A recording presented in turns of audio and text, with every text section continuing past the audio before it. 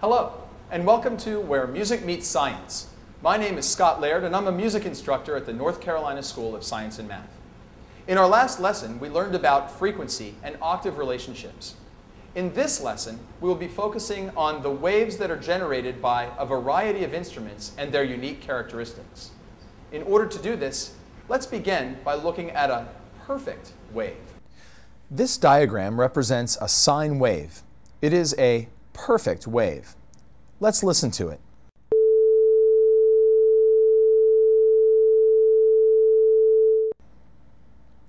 Notice that there are no imperfections in the shape of the wave, and it is not very pleasing to hear. This represents a pure, single frequency and really doesn't occur naturally on its own in our world.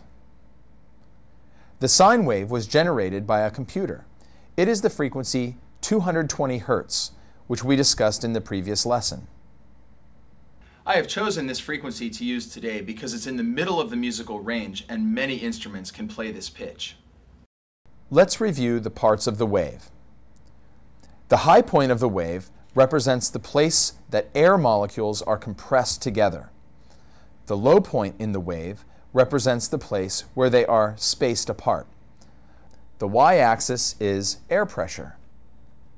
The height of a wave depicts how loud the sound is. Taller waves are louder, shorter waves are quieter. The height or volume of a wave is known as its amplitude. This part of a wave will become very important as we look at the unique qualities of the waves generated by different instruments. If we look at this sine wave in 3D, we see that the only frequency that is represented is 220. There is no amplitude at any other frequency.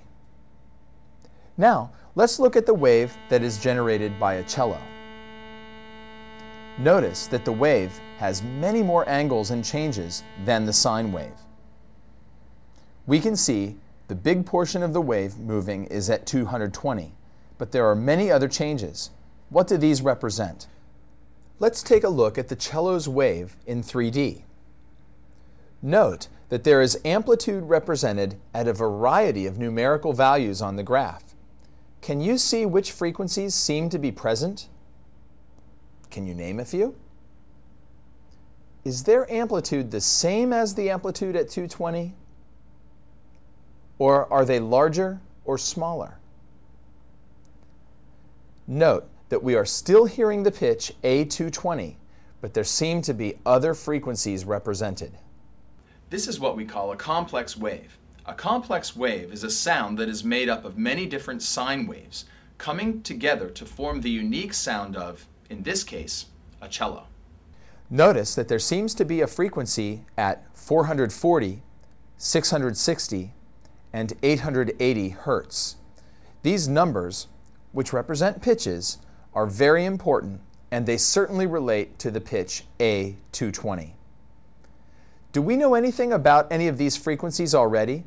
Think back to our last lesson on octave relationships. First, the sound is created by changes in air pressure.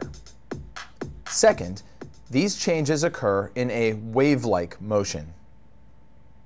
Third, faster waves or frequencies represent high pitches. Slower waves or frequencies represent low pitches. Fourth, one complete vibration of a wave is a cycle, and frequency or pitch is measured in cycles per second. Finally, octave relationships between pitches are represented by a doubling relationship.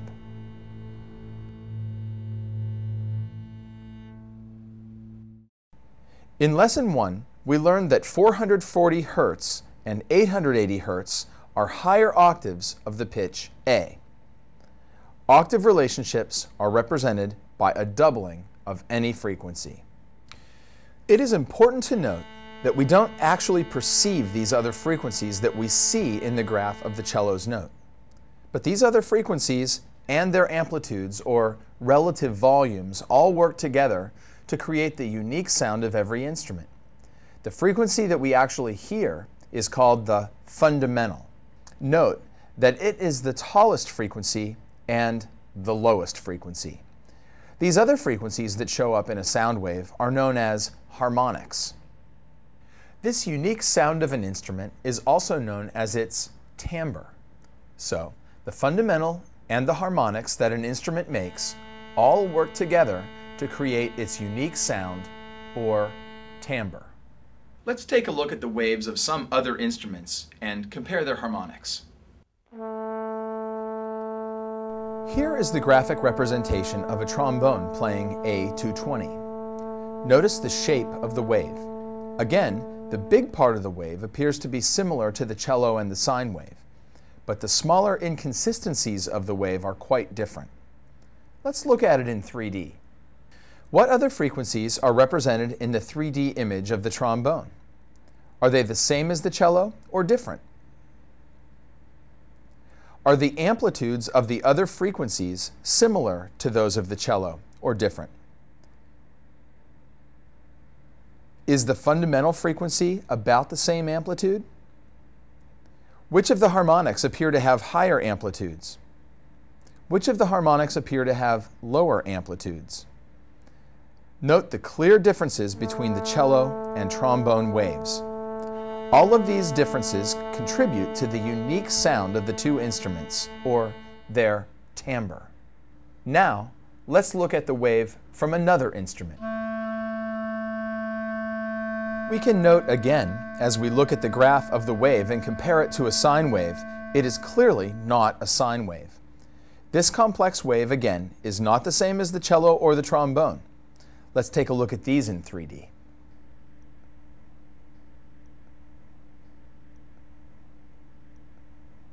Note the similarities between the harmonics in the cello and the trombone and the clarinet. Note the differences. Take a moment to write down one similarity and one difference that you can see.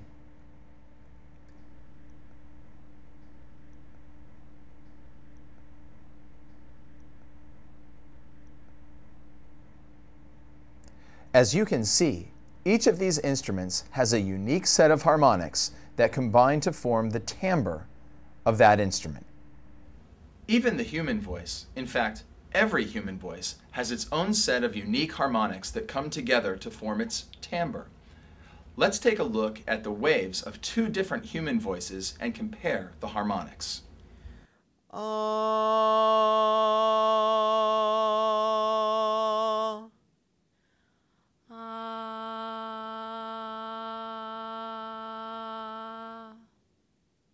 As you can see, even while the singers were singing the same pitch, the waves look very different. Each voice has a unique timbre. So let's review what we've learned in this lesson. First, we learned about sine waves, perfect waves that really don't occur by themselves in nature. These are pure sounds of a single frequency that are usually generated by a computer or some other tone generator. Next, we looked at the waves generated by a cello. We noted that the wave was much more inconsistent than the sine wave. There was definitely more happening in that wave. As we looked at the 3D representation of that wave, we noticed that there were certainly other frequencies in there, namely 440, 660, and 880. And those frequencies had very different amplitudes than the note or pitch that we hear, the fundamental. All sounds that we hear on a daily basis are made up of a variety of sine waves. These are known as complex waves. The note that we identify is known as the fundamental, and the other frequencies that are in the wave are known as the harmonics. These frequencies all work together to form the unique sound of an instrument known as its timbre. As we look at a variety of waves generated by instruments and voices, we can see that the harmonics all come in a variety of amplitudes. These amplitudes are different in every instrument that we studied. In fact, every voice has a unique set of harmonics that work together to give it a unique quality. In our next lesson, we will look at these harmonics and try to find some relationship between harmonics and the notes that we understand and work with on a daily basis as musicians. Thank you for joining me for Where Music Meets Science, Timbre and Complex Waves. I hope that you'll join me again soon for the third lesson of our series, Frequency and Harmonics. For now, so long from the North Carolina School of Science and Math.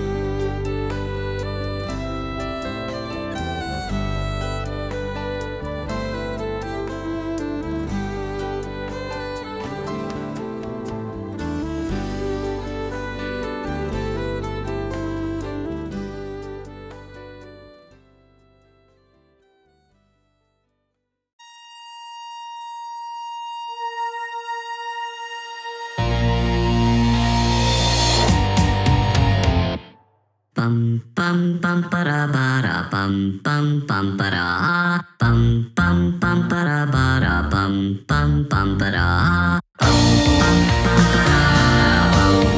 bum para bum bum bum para bum bum bum para bum bum bum para bum bum bum para trot outside and see the sunshine. Soakers in the air today. Sky is clear and you're feeling so fine. Everything's gonna be A-okay. If you listen carefully, on every corner there's a rhythm playing. Then it happens suddenly. The music takes you over and you find you've got the music in you. Find you've got the music in you. Every pony say you should learn to express your voice, but it all doesn't seem like it's the answer. Luckily you have a choice when you find you've got the music in you. Find you've got the music in you. Find you've got the music in you. Find you've got the music in you. Got the music in you.